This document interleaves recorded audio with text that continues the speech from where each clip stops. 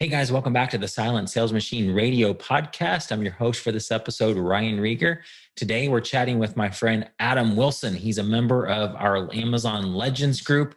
He lives in New York City and he talks about having to pivot and change his whole business model because of a move from Maryland to New York City because of his wife's job. Sometimes in business, things don't go exactly as you want them to. You have to make changes because of the environment, because of just whatever reason. As entrepreneurs, you got to be scrappy sometimes. And Adam talks about having to make that change. He also talks about some of his other ways that he makes money online, some of his other platforms that he sells on. And that's super fascinating to see some of the other ways he's selling his same exact products, but bringing in a decent amount of money from these other platforms fairly effortlessly. So I know you'll enjoy this episode. He's got an awesome story about meeting Jim Cochran back in 2018 at the Proven Conference in Indianapolis. Is very touching. That's very inspirational. And here is my interview with Adam.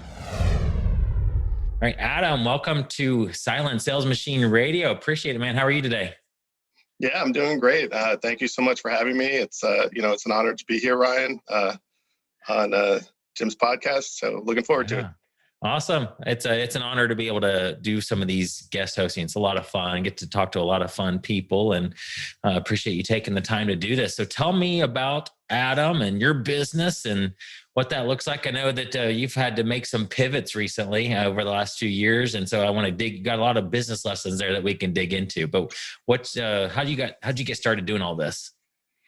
Yeah, I mean, I have had to go through some changes business-wise over the years. So for everyone listening, it's not necessarily a straight shot from learning the business and then taking off and making 100,000 a month or something like that. There are fits and starts and drop-offs. And I started doing online business. I want to say 2015 is when I really looked into it. I was a stay-at-home dad. My wife is doing phenomenal career-wise. She was at the National Security Agency at the time. Yeah. So we were living in Maryland, suburban Maryland, and I was just, the kids had gotten old enough. They're 16 and 14 now. So I was looking for just a way to, run my own business. I'd always been kind of entrepreneurial. I'm very libertarian politically. So I wanted to prove, my capitalist bona fides. Right. And the first two businesses that kind of caught my eye, I paid $15 for an online course on Udemy or something. One was buying and reselling gift cards, and the other was drop shipping on eBay. Yeah. And they were both fascinating businesses to get into. They actually did lead me eventually to Amazon in the pack. I would say neither one of those, definitely the gift card buying and reselling, that can't scale as an individual. I know because you had to go. I remember you were talking about this in our Legends group. You said you had to go post that you would buy them, and you go meet somebody in person and hand them cash. Yeah, I mean, first of all, I was like, "There's no way this is going to work," because he's like, "Post on Craigslist." The teacher of this course, post on Craigslist. Post an ad that you're willing to buy gift cards for cash. Okay. And he tells you how much. He tells you offer 50% of the face value. So wow, someone shows up with $100 Target gift card, you're like, I gave you $50 for it, and they're like, okay, nice. So yeah, I got 4 calls the first day after I put the ad on Craigslist. But yeah, you got to run. You're running all over town, carrying significant amounts of cash. Then you ship them into Raise.com or Card Cash. All the companies that I'm sure some of the sellers are familiar with to get this kind of gift cards. Or you could even do that for if you still wanted to do that. I mean, you could still do that. You could do that to get cheap inventory or cheaper inventory for your Amazon. Actually, as I pivoted, depending on what the card was, if I bought a Kohl's gift card at 50%, I'm like, I could sell this to Raise and get 80%, or I could take it to Kohl's and buy some inventory. Yeah. So yeah, that there was part of that in the while I was, because I ended up doing multiple businesses for a while, which I don't know if I recommend that, but so yeah, I was doing that part-time, and then I was also drop shipping on eBay, which basically is you throw up as many listings on eBay as your account can handle, and you just buying stuff from Walmart, from Amazon, from Target, whatever source you can find. Home Depot was popular. And eBay shut a lot of it down pretty hard. They found all the people who were using significant what's it called, API or whatever, in their account. So they knew it was just fully automated, and just because of there were so many poor buyer experiences with that, because there's lots of times where items are out of stock. Right. If you have like 1,000 listings, how do you keep them and make sure that everything is even available if you make a sale? Yeah. And some people had way more than 1,000 listings. Like, you would not. Yeah, the automation was insane. You'd have to, though, right? Because just talking about that model for a second, you'd probably have to have a ton of listings, because I would imagine that the return on investment, the return on investment's infinite, right? Because you're not putting out any money, but the profit would be very small per item. So you'd have to sell a bunch. Is that right? To make it worth it? Or is there? Yeah. I mean, there's some tricks to, like, I would not necessarily put the brand name of a certain item in the, so you want to make your title so that if someone's looking for an item, they only find you. Okay. So if they're looking for a specific brand, you know that they're not going to buy yours because you're charging too much for it. Right. Yeah. So I see. There are all these like tricky ways. Actually, there were a lot of international buyers at a certain time, because eBay was the only way. Like, Walmart won't ship to Australia, but eBay will. Brilliant. Through their GPS. So, like, the buyers, and there was one item that one Christmas, it was a Thomas the Tank Engine set, and I must have sold 50 in a month, and like 30 of them went to Australia. That's awesome. Do you think, I know this episode's not about this business model. We could probably have a whole course about it if people are interested. Not that I would suggest this model anyway, but do you think that opportunities, I think there's opportunities everywhere. If you had to like completely start over and I said, okay, Adam, your job is to go back to that business model of drop shipping on eBay, finding international buyers for items that they can't get. Do you think you could still do pretty well with that? If you just focused all your energy on that? Focus on international. That'd be interesting. I didn't know any way to like advertise it in Australia. They found me. Okay. I think so. eBay, they have shut down most retail drop shippers, but they're still fine with wholesale drop shipping. So I think there's opportunity there. I've kind of looked into that a little bit. Okay. So that's kind of on my back burner. Sure. But yeah, it was while I was in some like eBay like Facebook groups that people were talking about Amazon, and some of them were talking about drop shipping to Amazon. I've never done that because I know Amazon's much more serious than eBay about shutting down people that do it. But it was in one of those groups where someone mentioned the Proven Amazon course. Okay. And that's so that was early like 2016. I want to say that I got the pack. And I started with like thrifting. So going to Goodwill and Salvation Army and buying mostly books, but games and videos, and then also hitting clearance racks at Walmart and Kohl's and everything like that. Okay. And that was my model in the beginning. Actually, the first large purchase I made, I found this guy on Craigslist. I was just looking for people like, sometimes people are selling things on Craigslist, giving away books. And this guy he was selling 50 years of a pretty well-known magazine.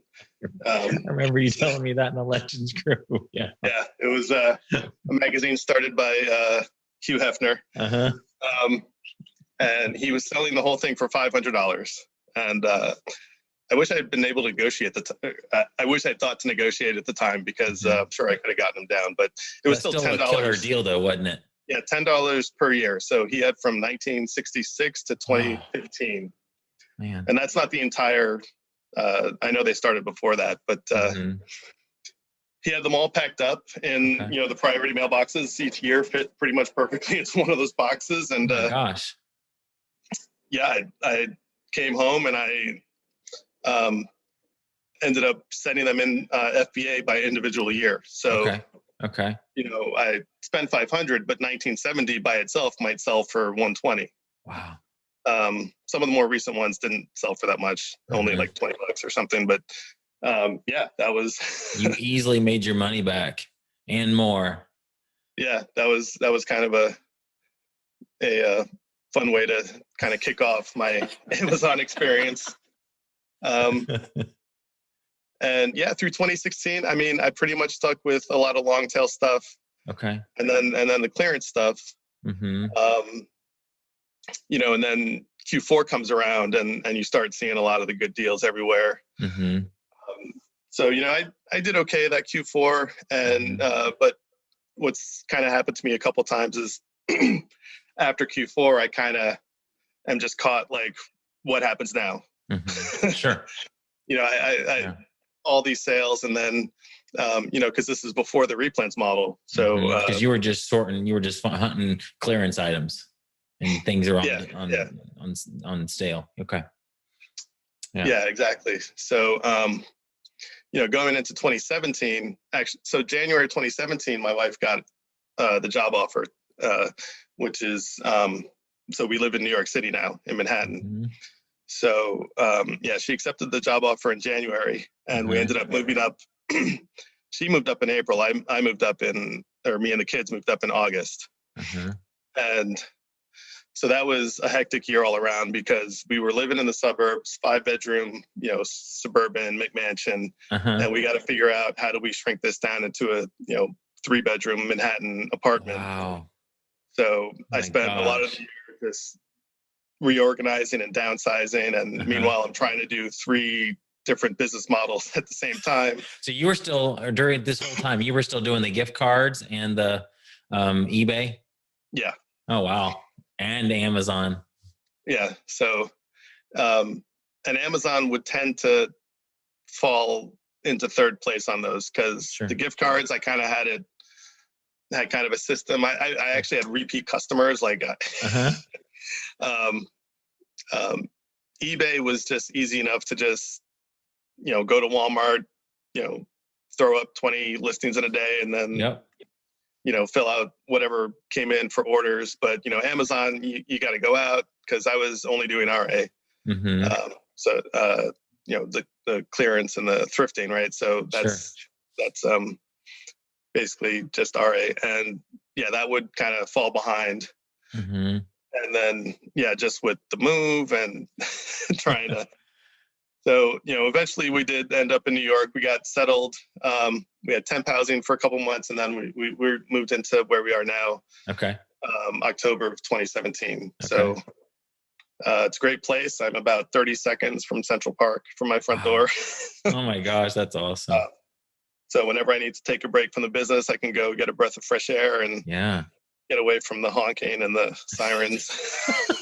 Exactly.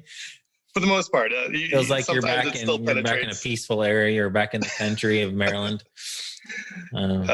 Nice. But yeah, it's 2017 was a bit of a challenge because now I'm looking around and I'm like, I can't do RA here because in Maryland, I had a big car, big minivan with a garage and a huge basement. So I had plenty of space to get inventory and store it and pack and ship. And now, like, we don't really have any spare room in this apartment and we don't have any place to park. Wow.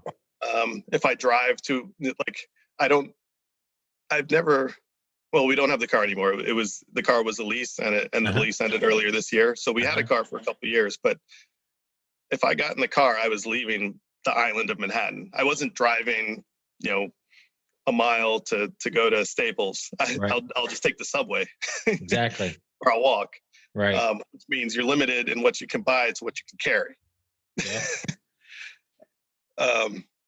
So yeah, I didn't. How quickly, when you, I know you talked about this in the Legends group, and it was fascinating to hear just how you had to pivot. How quickly did you make that realization? Like, ooh, wait, what I've been doing is not going to work so well here.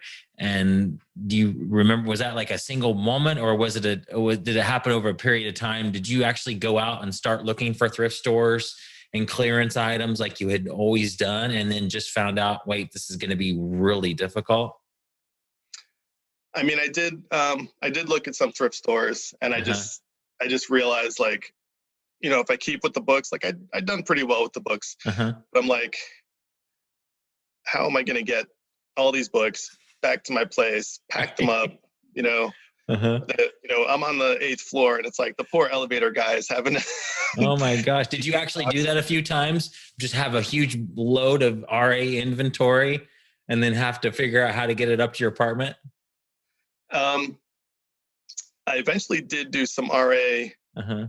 in 2018. I think, Okay. yeah, the soon after I moved here, I kind of Mhm. gave up on the thrifting, and I really Okay. kind of focused more on the eBay stuff Okay. again.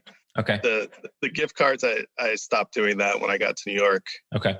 Um, so yeah, for a lot of 2017, I was just doing the eBay, Uh-huh. and then by the time, so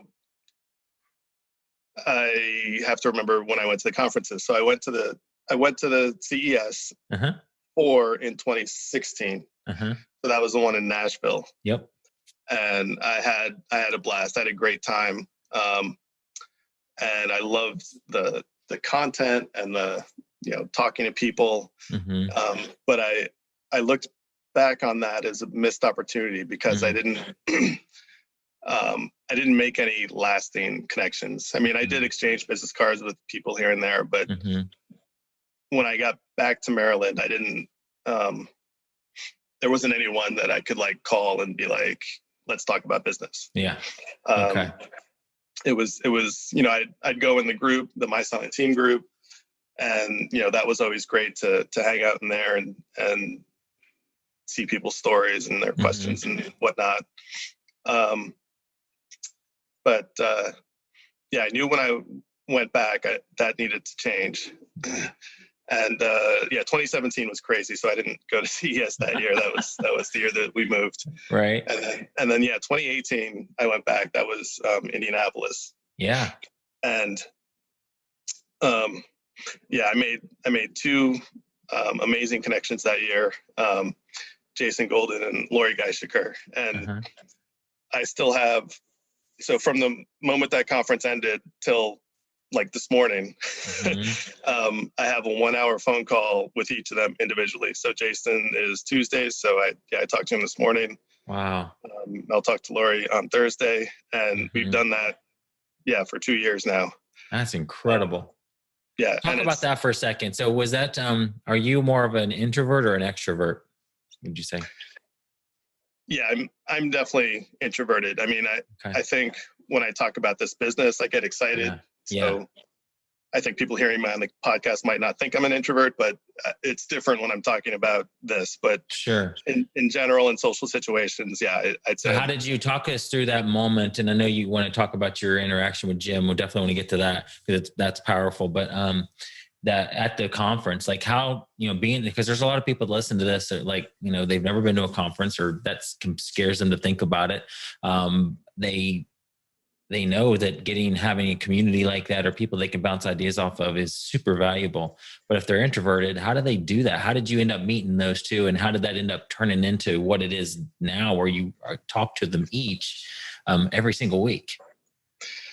yeah. Well, so Jason and I were both in Jeff Clark's group, the Okay. Sorcerers Uh-huh. group, and I guess at some point we realized we were very similar, like not just for selling on Amazon, but just similar, like politically, same sense of humor. So we Yeah. kind of friended each other outside the group, and Okay. then I think he reached out to me and said, are you going to the conference? Let's try to meet up. And I've actually had that. I think I've had a couple people like reach out to me, like, do you want to meet up at the conference, kind of thing. Awesome. Yeah. And yeah, so Jeff actually, for his group, he hosts a dinner like one of the nights of the conference. That's right. And so, yeah, I mean, I met Jason and his wife, Megan, that first night, and we were like talking for like 3 hours. I don't know. Oh, wow. And you knew there was a connection there. Yeah. Yeah. And then Lori, we were in the lunch line together. That was the free lunch conference. Yes. Right? Yes. Yeah, we just started chatting, and that's pretty normal to just yeah, of course. Lines waiting to get in. It's so easy to get caught up in your own head when you're introverted and be like, they don't want to talk to me. But like, I've never gone up to someone at a CES conference and have them be like, I don't want to talk to you. Get away. I don't want to. Like there's never like a negative reaction. If anything, you're going to talk to another introvert who's just surprised that you're talking to them. But and they're thrilled, happy about it. Yep, absolutely. That's awesome. So it's you just gotta like kind of get out of your own head and like just bite the bullet and kind of go for it. Yeah, that's power. That's great advice. Before we get to the story about Jim, talk about your business now. So you've had to pivot. What is it? Obviously, it's not so much RA. So what does it look like for you there in the midst of New York City? You got stores all over, but you probably be kind of hard to take a shopping cart and driving it up, Broadway and going. It's just, well, I'm in Times Square and I got my shopping cart here. Where am I going to go? Yeah. Actually, the funny thing is after 2018 CES, I did come home and decided I'd give RA a shot. And I think it just had to do with the fact that I feel like someone at the conference had just pointed out that like there's money to be made in doing things that other people aren't willing to do. Sure. And that can be so many, like I got approved in hazmat. So like people aren't getting approved in hazmat. So the things that you can sell hazmat are sell for more or sell at a higher ROI. So I was just like, so I pretty much went strictly Trader Joe's. It helped that a new one opened during 2018. And they, the Trader Joe's resale on Amazon is great. I think it's still great. I think they're a little more leery of resellers because some articles have come out and the CEOs are kind of against their products being resold. Like they don't even have an online presence themselves, and they deliberately choose that. So if anyone's looking at that as a source, keep that in mind. Sure. But yeah, for several months I was buying Trader Joe's and reselling it and prepping it in my apartment. Oh my gosh. And I eventually realized that not only do I not like prepping and I feel like I'm, not efficient at because I'm prepping in like our living room, right? So I can't like set up a prep station like, some people have in their storage space or in their garage, like actual I can't do that here. I have to set up and break it down every time. So not only do I not like it, but my wife's not thrilled with boxes. Yeah, she comes home after work and the house is all cluttered with all your stuff. It was one thing when it was hidden away in the garage or in the storage space in the basement, but we can't do that here. So, and you probably could get a warehouse there in New York City, but it would cost quite a bit, wouldn't it? Yeah. I mean, I've actually thought about that, like as a long-term option. Especially, I mean, this year has been crazy. Lots of people are leaving New York, so prices are actually coming down. Okay. So that might, I know you're kidding, but that might actually be a long-term possibility. But yeah, for right now, I did RA for a while, but I was moving more and more towards OA with a prep center. Nice. Okay. And so, it was early 2019, I think, that I was starting to pivot more into the OA, using a prep center. But even that, I was, so I'm trying to remember when the Replens course first came out. Maybe not even early 2019, I believe. Yeah, I think so. So, and before that, like Danny had kind of the reverse sourcing, which was Correct. sort of the predecessor. So, Yes. but I kind of struggled to pick up the replens model. And I think I did mention this before, but it's the question of, are there times where no knowledge is better than some knowledge? Mm. And I think in certain cases, the answer is yes, because if you're too either overconfident or too focused on the knowledge you have, you're maybe not able to pick up on the new knowledge. So, I saw people start replens as their first, as their introduction. Like they sign up for pack and replens is the first thing they do. Yeah. And boom, they're off and running. And I'm like, I keep saying I don't get it, but it's because I keep falling back to what I learned initially, Sure. which is not the replens model, and it's a different model. Yeah. So, I kind of struggled with that through 2019 a bit. And actually, let's see, it was, I'm trying to remember, I think 2018. Yeah, 2018 was when I joined the Q4 groups. Okay. And 2019 was when I joined Legends. Yeah. Okay. So so I did get like the stuff from Danny Stock, and then in Legends, and then the replens course from Jimmy after that. But yeah, I was still kind of spinning my wheels a bit. And then went back to I guess it was the Proven Conference in 2019. And that's where we expanded. So, like I said, I had Jason and Lori as two people I had calls with. We went in there kind of with a plan. Actually, Lori couldn't make it. She had broken her foot the day before. Oh gosh, yeah. And then, but Jason was there, and we found some people to add to our group, and we started a mastermind coming out of the Proven Conference. My gosh, has your business is that when it's as a result of that mastermind group? Can you tell a difference in your business? I mean, yeah, it's been great to just share ideas. And in the beginning, we were because it. I think we're just over a year now. It must be. Yeah, we had done only once a month. Okay. Because it was Q4 2019. And once Q1 started, we're like, let's pick it up a bit. So we did every other week. And then COVID hit, and everyone's like, we're just home anyway, so let's just do it every week. And so we've been doing it every week for most of the year since March. We missed a handful, but it's been great. We went through a round of hot seats right before Q4.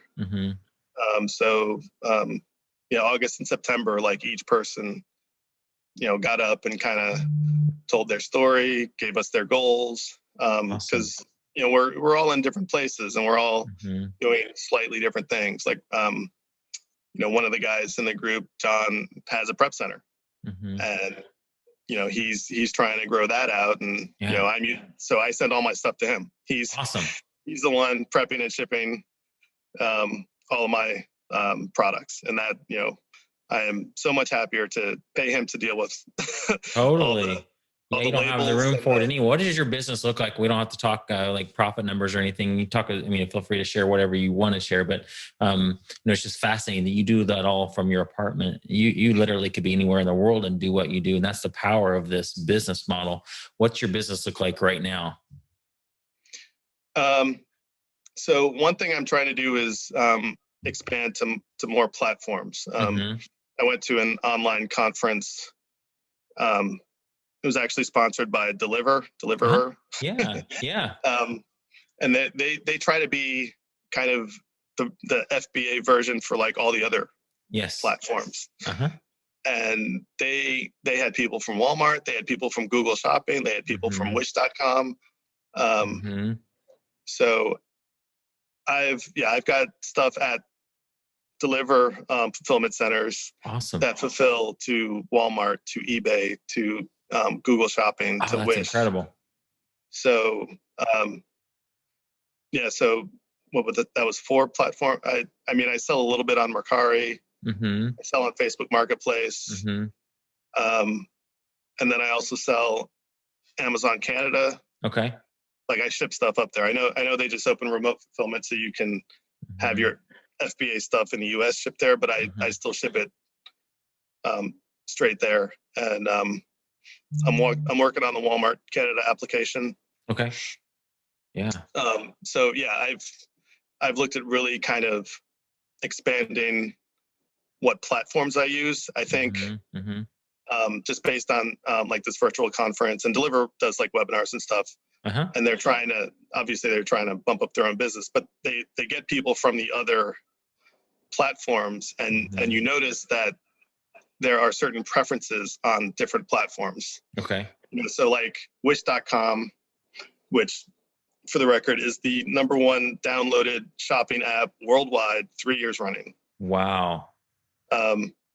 Wish.com is, I want to say it's like used by, it was a ridiculous number. It's like 60% is female millennials or something. Okay. Of the users of Wish.com. And that's obviously going to impact what you should sell on Wish. Yeah. if it's all, women in their 20s and 30s. And Mm-hmm. I forget exactly where millennials begin and end, but Right. yeah, so I think as e-commerce grows, we're going to kind of divide up into, what stores you like. Mm-hmm. In the retail world, some people prefer Target to Walmart and vice versa. Sure. And you're going to start to get that. People prefer Amazon to eBay or vice versa. Yeah. And there's going to be reasons to sell certain products on one platform versus Mm-hmm. another. And you can list them on any platform, Right.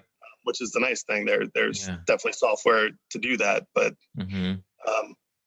ultimately, I think that's where we're headed. Is there's going to be a division, and Mm-hmm. the kids are going to be using one platform for their things, and the Mm-hmm. baby boomers or who are still getting used to the technology are going to find it somewhere else. And That's true. That's true. Are you selling a significant amount on other platforms like Wish?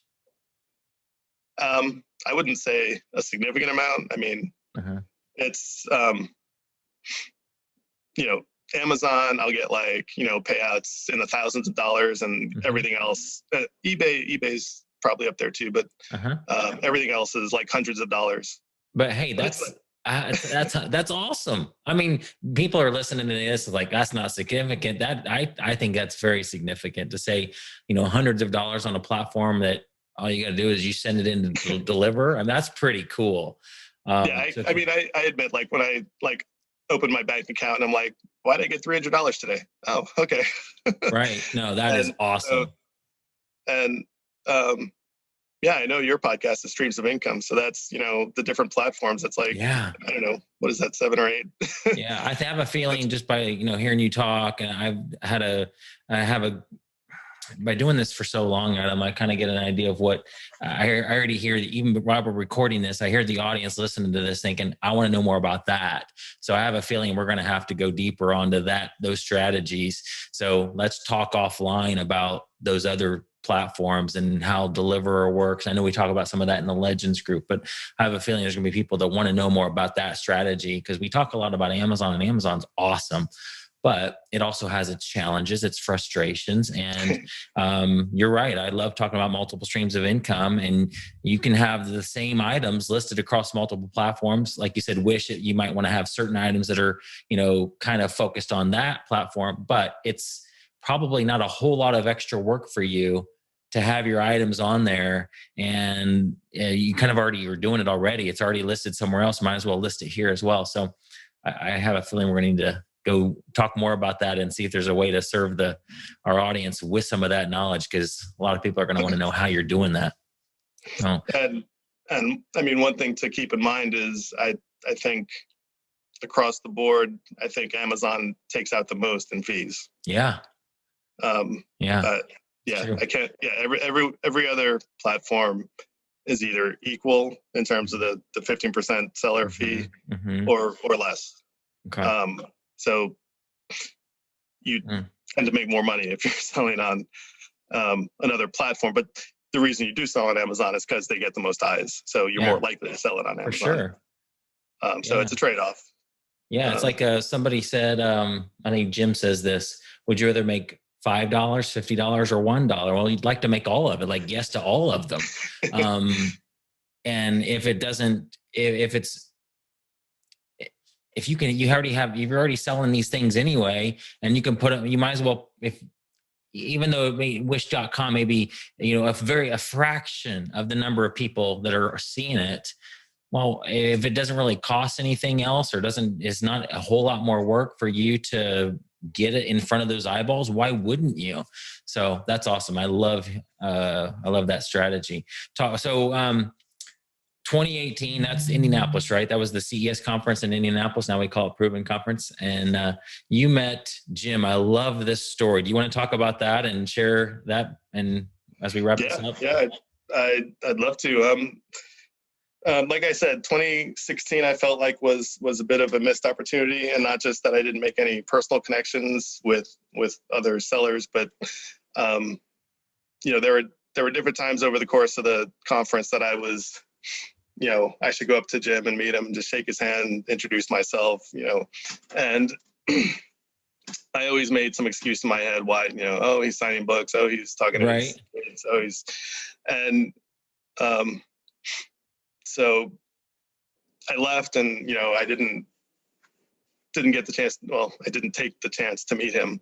So 2018, in addition to making connections like I did with Jason and Lori, I was like, I need to meet Jim.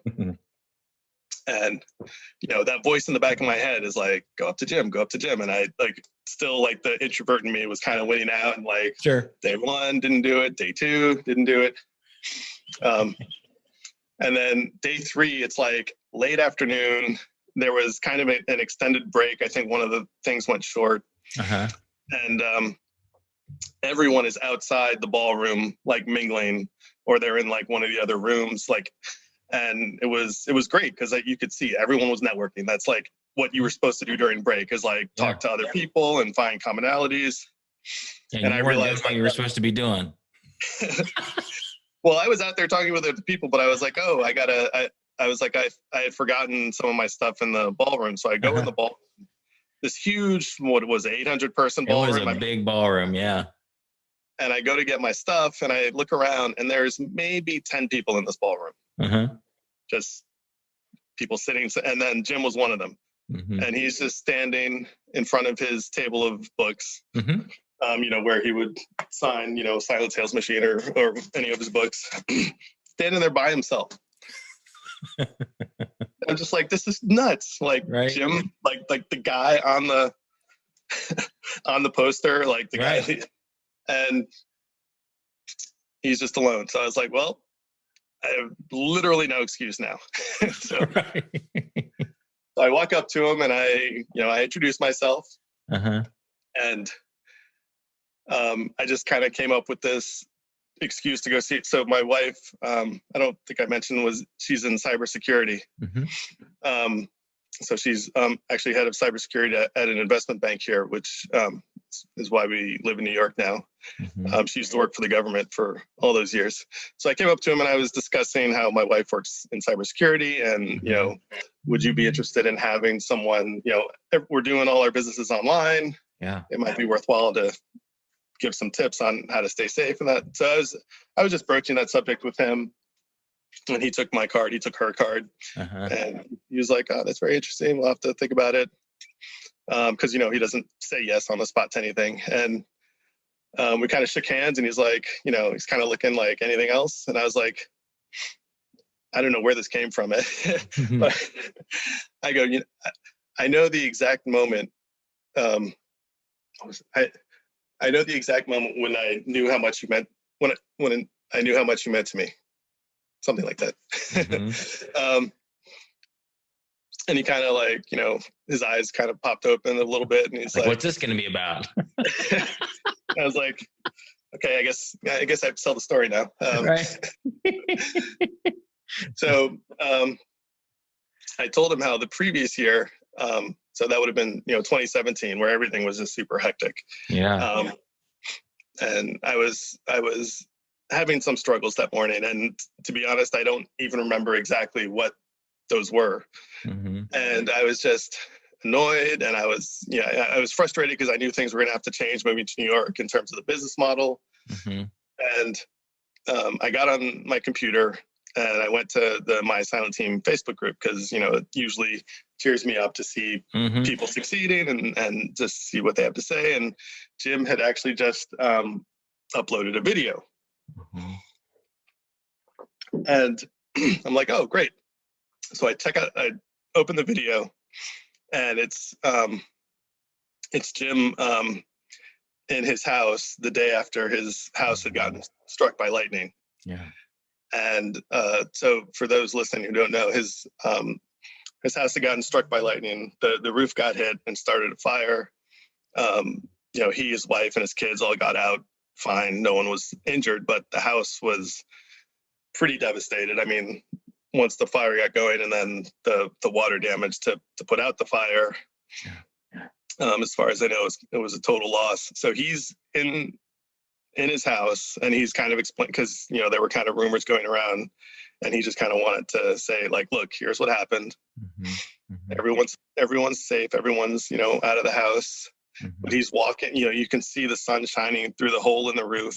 I remember that video. Oh my god, it was so surreal. And he's like more somber than, he's always like a happy, friendly, like, and he. I remember he walked into his office. His office was like completely destroyed, where he does this podcast. And mm-hmm. the thing that like hit me was, he goes, despite all of this, he's like, me and my family, we obviously have our challenges ahead, and we're going to have to deal with those. And personally, I'm going to have to pull back from my business a little bit, but my business is not going to stop because of this. He's like, my business is going to grow. I put a team in place of people that I trust, and we are going to go forward, and the business is, going to get bigger, and, and I'm going to take the time off that I need to kind of, put everything back together. And I was just like floored by that, because I'm like, kind of complaining in my own head, like, oh, I can't deal with this, I can't deal with that.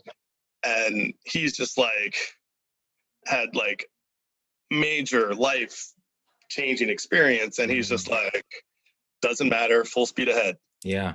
It just blew me away. And I was like, in that instant, I was just like, I want to help Jim. Sitting in my New York apartment. I'm like, how, but what even makes sense? Like, I could send him money. Jim has way more money than I could. Like, I could go to Indianapolis. He's never met me. He's going to be like, what do I do with this random New Yorker?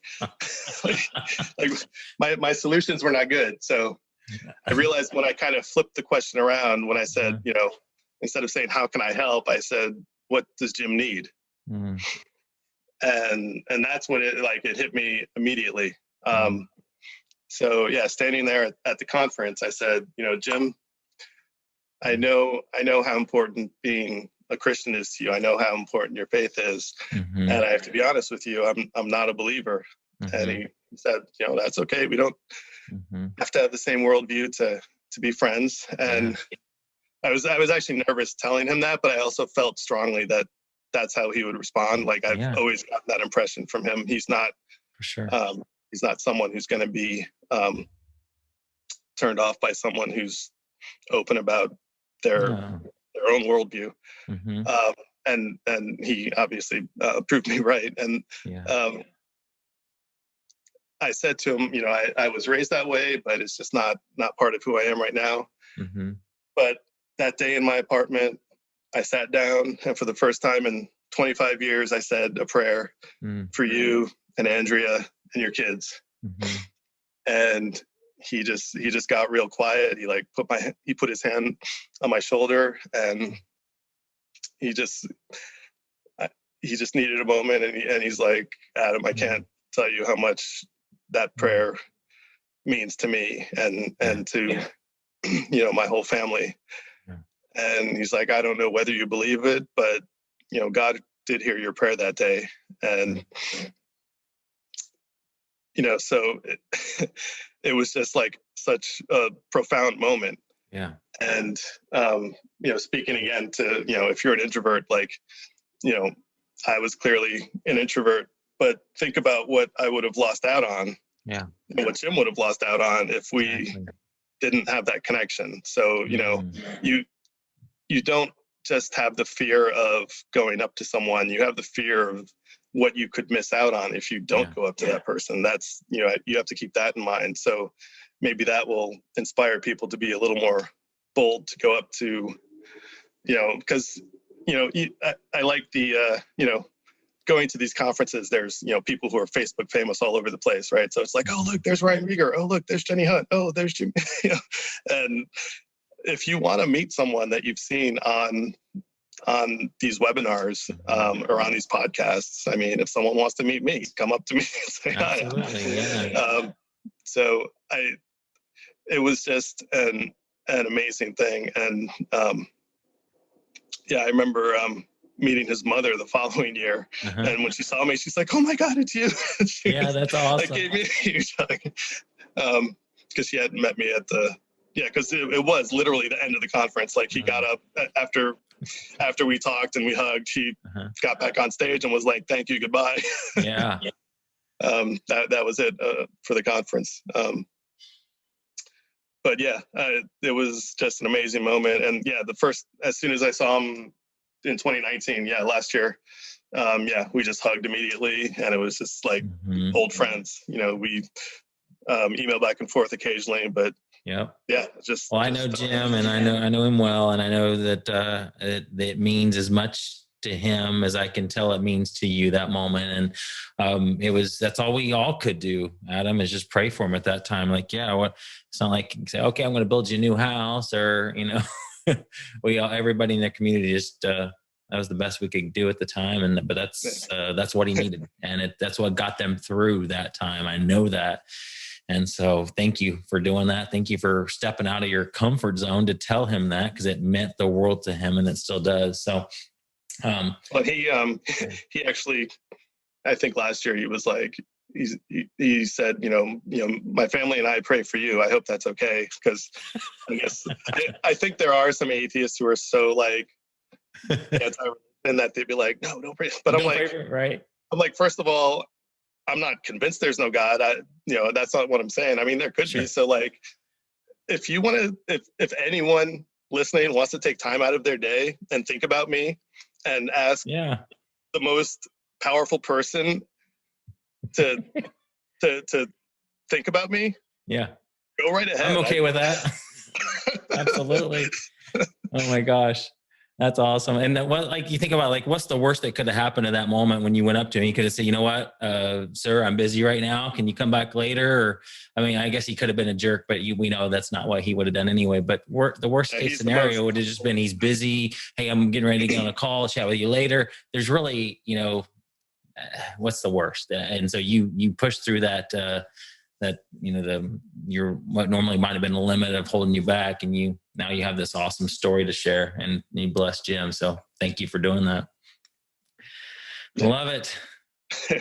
Well, Adam, thank you for being so open. I know that story touched Jim, and I know it just touches people listening to this. So guys, I guess the moral of this is, lots of business lessons out of this whole episode here of, sometimes you're just going to have to pivot. The people who my most successful students, our most successful students in this community, are people that have, they've been resilient, or they know how to be. These little things, yes, it can upset you, or yes, it can be challenging to have to completely change your whole business model, or to do something different, but if you're an entrepreneur, you're going to figure it out. So stay in this group and just keep learning. That's what we're here for, to help you out. Also, just get out there and meet people. I can tell your business is nowhere near what it would have been if you just doing this all alone in your apartment. I imagine you can be successful, but having these people that you talk to every week in your mastermind group, I know that that's made a huge difference.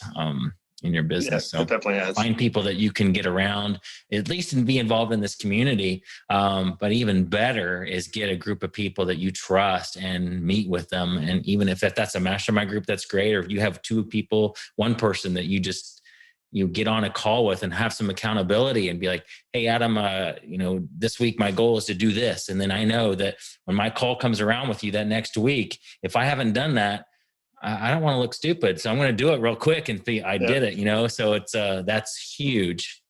And so I know that, that'll be a blessing to others. So Adam, any words of wisdom, any advice for somebody just getting started or not as far along as you in this? I had an interesting thought this past week, and I'm trying to still get the exact details in my head. But I know I've mentioned in the past that I've got shiny object syndrome. Don't we all though sometimes? And yeah, because I've done stuff with merch, I've done stuff with KDP, and it's kind of just sitting there, kind of half done. And especially with the replens model, I'm assuming most of the people are starting with that, and then you sort of branch out from there. And I think once you've kind of got the replens model somewhat nailed down, the way I'm thinking of this, because I mentioned this before, is once I got a little more systematic in my work, where in the mornings I do the replens, and then in the afternoons I'd be like, okay, let me try something else. I'm trying to think of myself like a big corporation like Amazon or Google, and they all have the budgets for R&D, right? They have research and development. I'm like, I can have a research and development budget, and it'll be to try different things. Sure.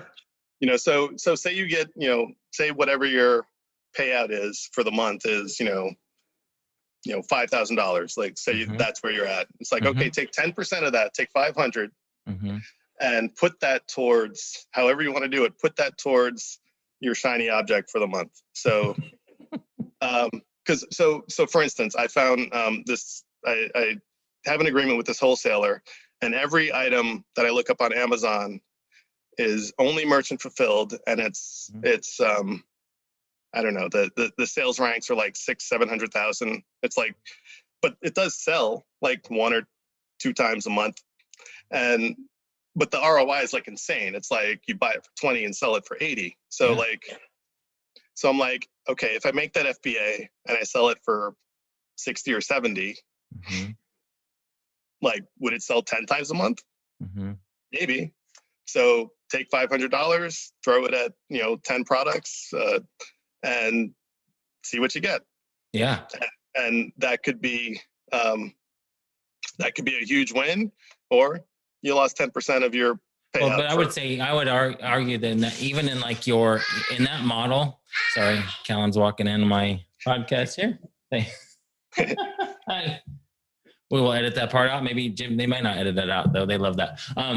I would even say that, if you're check and keep on that item, that's not so much of a gamble. It's not like, you can see history. So that's not even that risky in my opinion, because they're going to sell at some point. I love that. Or even take a portion of your time. If your business is kind of, you got it to a point to where it's running for you and you have some extra time and you want to expand into something else, some other interest, you want to write a book, create a course, do something that's different than what's bringing you money already. I think that's nothing wrong with that. I think the problem comes in if you got 5 things going on and none of them are really successful for you. And that's where the shiny object syndrome I've seen in even my personal life is if none of them are producing what you need them to produce, if you're just bouncing around from idea to idea and you're not giving any of them traction, then that's where it can be a problem. But if you're in a position like you are, where your business is working, you finished what you need to do for that day to keep your business running, you got some extra time. Yeah, why not? Fine, let's do something else with this time that I have, or take a portion of your income. So yeah, I think that's cool. Because if you don't do that, you might not ever find out, another stream of income that you could, and that could end up being automatic too. And then now I got some extra time even now, and what else can I do with that? Yeah, because sometimes going outside the box is where you get your best results, which means you have to go outside of what we're being taught here. Like you get, the things that we're being taught, we get great results. But if you want to exceed those results, you kind of have to carve your own path, and you can't be afraid to do that. There's two kinds of failures. There's active failure and passive failure. And passive failure is you're not trying. Active failure is you tried something, it didn't work, and you learned something. Right. So you have a lot of active failures, you're going to eventually get a lot of successes. Yeah. As well. And it's not like you said you're going to take all of your $5,000 payout as an example and put it on this and like, oh, let's hope that this works. Otherwise we're not eating this month. You're not doing that. It's you're testing a very small amount. So nothing wrong with that. Especially since you already have something going on that's working well for you. You're not bouncing back and forth from one idea to the next and nothing's happening. So that's good stuff. Yeah. I love what you said earlier. There's also that if there's money to be made in the methods and the things that other people aren't willing to do. And there are riches in the niches. So good stuff, man. Adam, thank you so much for being on with me. Very much appreciate it.